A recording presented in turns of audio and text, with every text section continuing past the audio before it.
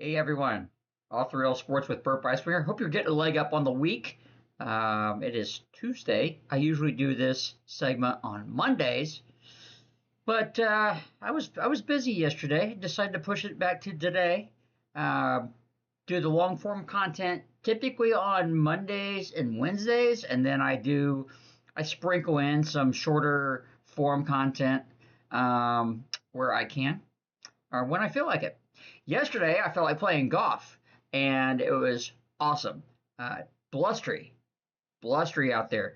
But the River Glen Country Club right across the way, awesome shape, fair course, challenging but fair. Although I lost about 8 golf balls, so I guess for me, pretty challenging, but nonetheless, enjoyed it. All right, getting a leg up on the week with golf, getting a leg up on the week with some Final Four planning. I'm going to be downtown for about 4 days, I think it is, doing some volunteer work with Indiana Sports Corporation. Suffice to say, they will do this Final Four as well, if not probably better than they ever have and anyone else has ever had. The field is set.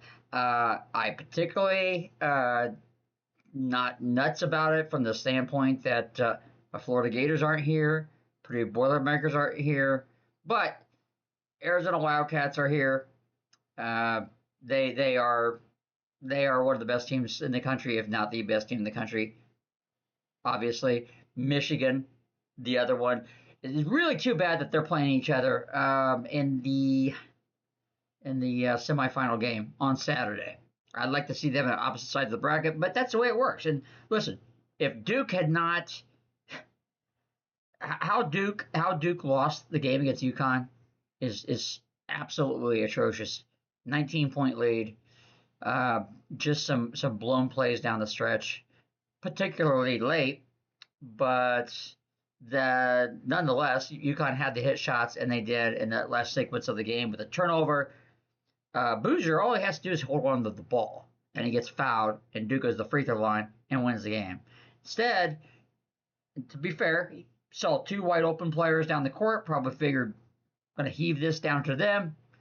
Slam dunk, game over. Duke marches on. That's not what happened. Tipped pass, steal. Caravan and Mullins. Mullins from Westfield, Indiana. Nice exchange there at the end. Caravan sees Mullins coming, trailing. Mullins just hits it in stride. 40 feet, I think, one of the just purest shot swishes you're ever going to see. And just unbelievable. So talking about the bracket, we really did, I thought, have a pretty good chance at getting the 4 number ones for the second year in a row. Florida stumbled Iowa. We've talked about that. They should have closed that game out. They had a lot of problems early, dug a hole, and even then got the lead late, and they should have beaten Iowa. If they would have beaten Iowa and held on, you just win and survive, right? Survive and advance. And had they done that, they would have beaten Nebraska pretty easily. And then they would have played Illinois, and that would have been a heck of a game. So you would have had Duke should be there, so 3 number ones should be there. And, the difference between losing in the second round and going to the Final Four is probably this much for Florida. So nonetheless, good Final Four. Illinois is a good team, well-coached team. And Michigan's obviously Michigan, Arizona's Arizona, and then UConn is doing what UConn does in March, and that is win. So I don't know what to think about these games. I think they're both toss-ups. They're both really good matchups. I think Michigan and Arizona are just 1A, 1B. And then Duke would have been kind of right there. But we'll never know. Duke, man, it's becoming a habit. They last year, the game they blew to Houston. Probably, I don't know if that's which is worse. I really don't. But that is no concern of mine because at the end of the day, I'm just excited for the city of Indianapolis and our community to have the Final Four again. It never gets old, and we do it better than anyone. All right.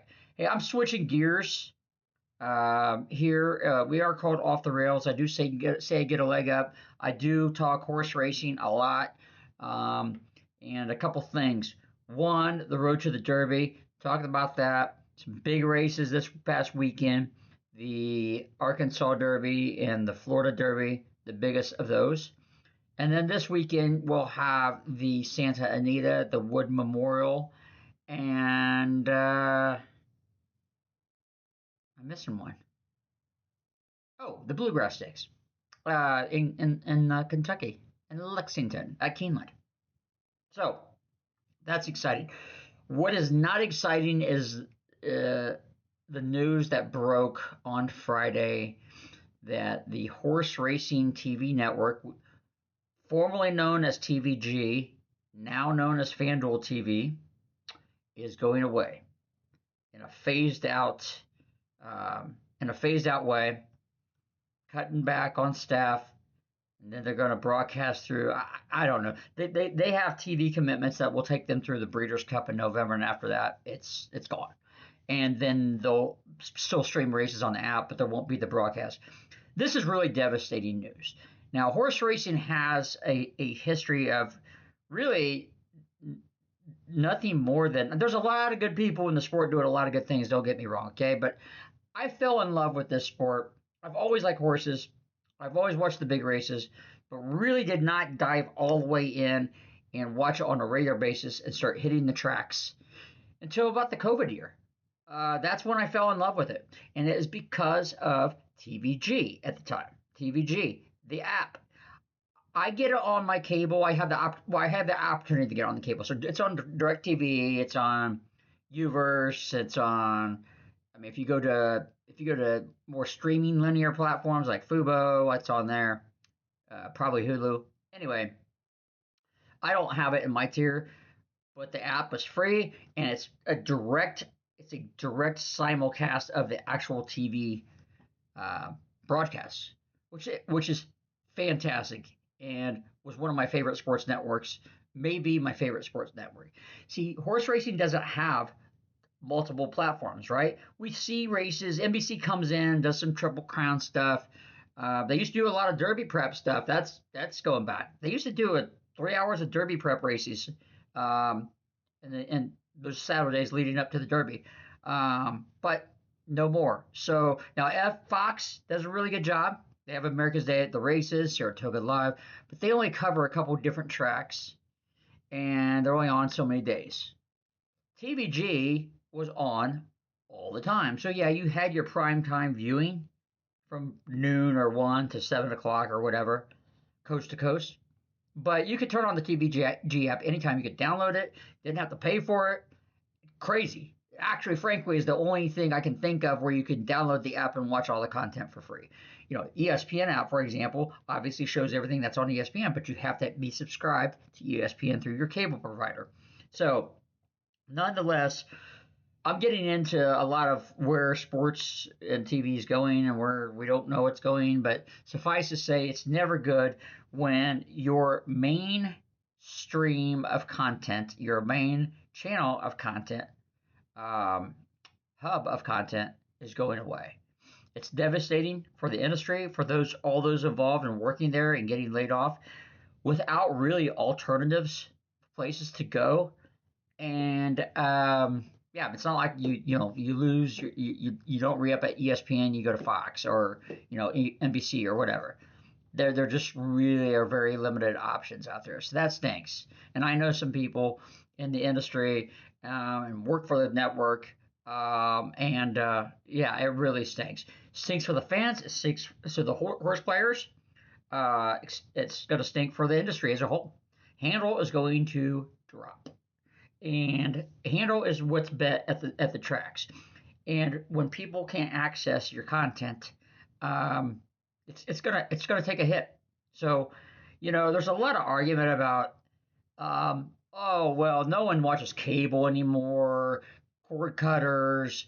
Well, there's two things to that. That's not true. All right, just because you stream Hulu or YouTube TV instead of DirecTV doesn't mean you have cable. It's linear content.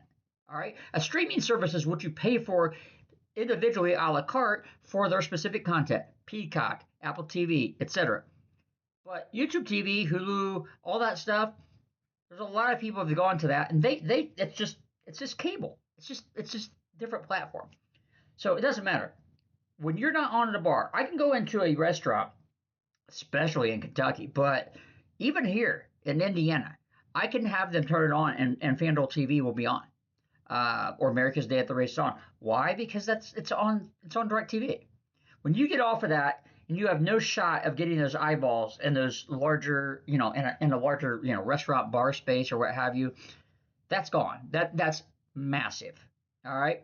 The other thing is having multiple ways to get the content to people is really important. So, look, for example, is Fox and Fox Sports going away? No, they keep inventing different avenues.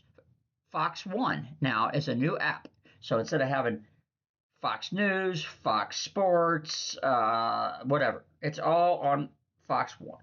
So I still have Fox Sports, but now when I watch some IndyCar content streaming or horse racing, I can go to Fox One and I can watch whatever's being shown on Fox, FS1, FS2. That's huge. What I hope for horse racing, and it's not up to Fox, and it's never going to be the same, but I hope that they're able to expand their delivery. So they may not have more hours on FS1 and FS2. They already have a lot Wednesday through Sunday, America's Day at the Races. But if they can figure out a way to create more content, and then maybe it's say, okay, this is going to stream exclusively. This will be simulcast, whatever. That's what I hope happens in the industry. But, someone said, I was listening and someone said, well, this really creates opportunities, is the way I look at it. It really creates opportunities for, streaming. Well, TVG and FanDuel was already streaming. They already had a free app. That was the best. It was a complete comprehensive mirror of their 24-hour broadcasting. So, and their studio shows and their all-site teams. I've met a lot of these people. I'm telling you, there's no more accessible sport. I've gone and met a lot of the FanDuel people. They had me up on the stage in the studio. They weren't live. They were a commercial, but they had me up on there. Got a good picture of myself and the FanDuel TV crew with Keeneland in the background. So it stinks. That team got me into the sport. Super talented people, super comprehensive. I mean, no matter what your sport is, imagine having a network that's exclusively dedicated to it with in-studio shows, on-site coverage, etc. I know every sport has that. I get it. But, I'm telling you, TVG's was as comprehensive as coverage gets for a sport, and for a sport that doesn't have any other options. So, all right, hopefully something good comes out of this. Right now, it's not good. So, figure it out. I will keep supporting it. I'm going to Keeneland next week, and we'll go from there. All right, hey everyone, on that bright note, get a leg up on the week. We got MLB going. It's beautiful outside. Get some golf in, and at the Final Four this weekend. All right, calendar's moving, but we like it because even though there's always a page to turn, there's always another page to read, right? Sports doesn't stop. 12 months a year, and we're going to dive into baseball here pretty soon, and the Masters and the rest of the golf calendar. All right, have a good weekend, everyone. We'll talk soon.